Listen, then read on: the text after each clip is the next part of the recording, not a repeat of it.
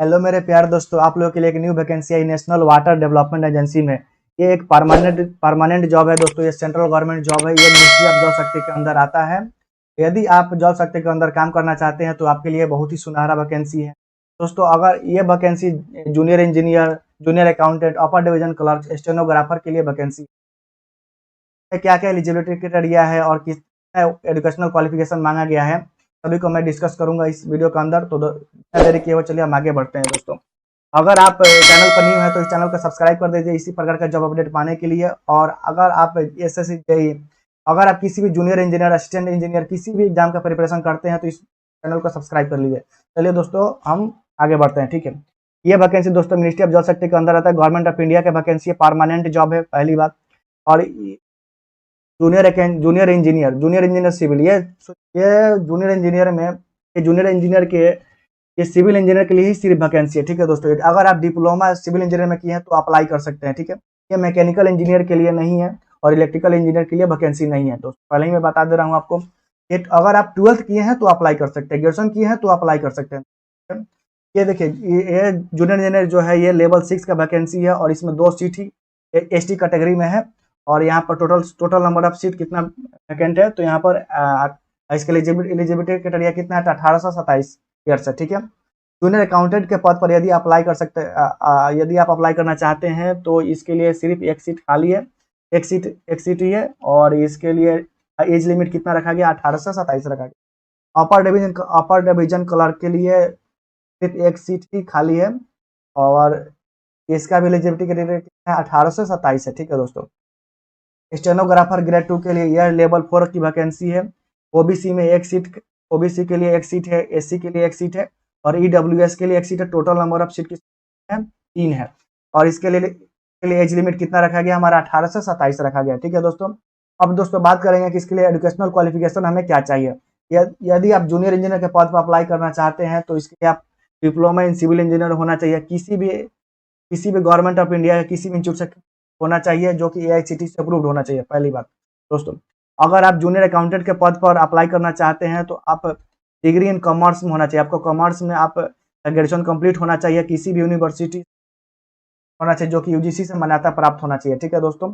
यहाँ पर उसके बाद इसके साथ ही इसमें डिजायरेबल एक मांगा गया है, सीरियस का एक्सपीरियंस मांगा गया है। आप किसी भी रिप्यूटेड प्राइवेट ऑर्गेनाइजेशन से भी आपका एक्सपीरियंस हो सकता है या गवर्नमेंट ऑफिस से कहीं से भी आपको 3 इयर्स का एक्सपीरियंस मांगा गया है। कैश एंड अकाउंटेंट्स दोस्तों, ये ध्यान रखेंगे दोस्तों, एलिमेंट की क्राइटेरिया है। उसके बाद अपर डिवीजन कलर के लिए आप डिग्री आपका होना चाहिए, डिग्री होना चाहिए या बीए बीएससी कोई भी मैंने डिग्री होना चाहिए, डिग्री वो भी किसी भी एक बढ़िया रिकॉग्नाइज्ड यूनिवर्सिटी से होना चाहिए जो कि जिस मान्यता प्राप्त हो, ठीक है। और ये आपके पास यहाँ पर एक नॉलेज होना चाहिए, कंप्यूटर ऑपरेटिंग सिस्टम का नॉलेज होना चाहिए, जिस Word, Office, Excel, Power Point और इंटरनेट के आपको चलाना आना चाहिए, ठीक है। यहाँ पर एक अपर डिवीजन क्लर्क के लिए मांगा गया। स्टेनोग्राफर ग्रेड 2 में क्या चाहिए आपको स्टेनोग्राफर 2 के लिए आपको 12 क्लास पास होना चाहिए, ठीक है। किसी भी रिकॉग्नाइज्ड बोर्ड या आप अगर स्टेट बोर्ड से किए हैं तो भी चलेगा। अगर आप सीबीएसई, आईसीएसई बोर्ड, किसी भी बोर्ड से किए हैं तो इस फॉर्म को आप भर सकते हैं, बस गवर्नमेंट ऑफ इंडिया का होना चाहिए, ठीक है। और यहाँ पर शॉर्ट हैंड स्किल टेस्ट मांगा गया है जो कि जिसका स्पीड मांगा गया 80 WPM, ठीक है, वर्ड पर मिनट मांगा गया है। ये जो फॉर्म है ये 23/4/2022 से ही शुरू हो गया अप्लाई होने का और इसका लास्ट डेट है 23/5/2022, तो ठीक है, ये मिड नाइट तक ही अप्लाई होगा, ठीक है दोस्तों। इसका एप्लीकेशन प्रोसेसिंग फी क्या है ये देखिए दोस्तों। अगर आप ओबीसी और जनरल कैटेगरी में आते हैं तो आपके लिए ये 800 रुपया लगेगा, ठीक है। तो 800 रुपया लगेगा दोस्तों। यदि आप एससी एसटी और वोमेन है तो आपके लिए 500 रुपया लगेगा, ठीक है। अगर आप दोस्तों एक बार पेमेंट कर देते हैं तो ये पेमेंट रिफंडेबल नहीं है, ध्यान रखना है आपको, ठीक है। वो पेमेंट रिफंडेबल नहीं है, ठीक है। एज रिलैक्सेशन की बात कीजिएगा, अगर आप एससी एसटी कैटेगरी के हैं तो आप 5 ईयर्स आपको छूट दिया जाएगा। यदि आप ओबीसी कैंडिडेट हैं तो आपके लिए 3 ईयर्स का छूट दिया गया है। अगर आप एक सर्विस मैन हैं तो इसके लिए आपको 3 ईयर्स एक्स्ट्रा छूट दिया जाएगा, ठीक है दोस्तों। अगर आप government employ including departmental candidate है तो आपके लिए 5 ईयर्स फॉर जूनियर इंजीनियर के लिए दिया गया। और स्टेनोग्राफर 2 और जूनियर अकाउंटेंट यूडीसी के लिए 40 ईयर्स अप टू दिया गया, ठीक है। जो कि 18 से 27 ईयर था, लेकिन अगर आप डिपार्टमेंटल कैंडिडेट हैं तो आपके लिए अगर उसमें जूनियर अकाउंटेंट यूडीसी या स्टेनोग्राफर के लिए 40 ईयर्स तक का छूट दिया गया है, ध्यान रखेंगे दोस्तों। इसमें सिलेक्शन क्राइटेरिया क्या है दोस्तों, टू स्टेज पर सिलेक्शन क्राइटेरिया इसको रखा गया है। पहला स्टेज सीबीटी एग्जाम होगा, इसमें क्या होगा 100 क्वेश्चन होगा जो कि 2 आवर का टाइम रखा गया है दोस्तों। क्या रखा है? 2 आवर का टाइम रखा गया है, ध्यान रखेंगे दोस्तों। और इसमें क्या है कि इसका जो रिजल्ट होगा, जो फर्स्ट ईयर का जो रिजल्ट आएगा वो जनरल और ओबीसी कैटेगरी के लिए 50 टाइम्स रिजल्ट दिया जाएगा और एससी एसटी के लिए 100 टाइम्स रिजल्ट दिया जाएगा। उसके बाद आपको एक मेल किया जाएगा कि आप शॉर्ट लिस्टेड हो गए हैं। उसके बाद आपको डॉक्यूमेंट वेरिफिकेशन के लिए बुलाया जाएगा। अगर आप इन केस किसी भी कारणवश से अगर आप डॉक्यूमेंट वेरिफिकेशन और डेट और टाइम के दिन पहुंचते हैं, आपका उस दिन आपको वो कैंसिल कर दिया जाएगा, ठीक है। और उसके बाद नेक्स्ट कैंडिडेट को उसके जगह पर बुला लिया जाएगा, ठीक है। तो आप ध्यान रखेंगे इसका। अगर आप पास कर जाते हैं, डॉक्यूमेंटेशन आपको सब कुछ सही पाया जाता है, तो फिर आपका सेकंड, ठीक है दोस्तों, सेकंड स्टेज में आपका 50 क्वेश्चन होगा, 60 मिनट का होगा, ठीक है दोस्तों। और जैसे कि आप अपर डिवीजन क्लर्क है तो आपके लिए कंप्यूटर बेस्ड टेस्ट होगा और एक ये भी टेस्ट होगा, ठीक है दोस्तों। अगर आप स्टेनोग्राफर ग्रेड 2 के लिए हैं तो आपके लिए शॉर्ट हैंड टाइपिंग का टेस्ट होगा और इसमें आपका 60% का मिस्टेक को अलाउड किया गया है, ठीक है दोस्तों, ये ध्यान रखेंगे। और इसको अप्लाई कैसे करेंगे तो ये मैं बताता हूँ। इसको ये ऑनलाइन मोड में अप्लाई होगा दोस्तों, इसका फी पेमेंट भी ऑनलाइन मोड में ही होगा, ठीक है दोस्तों।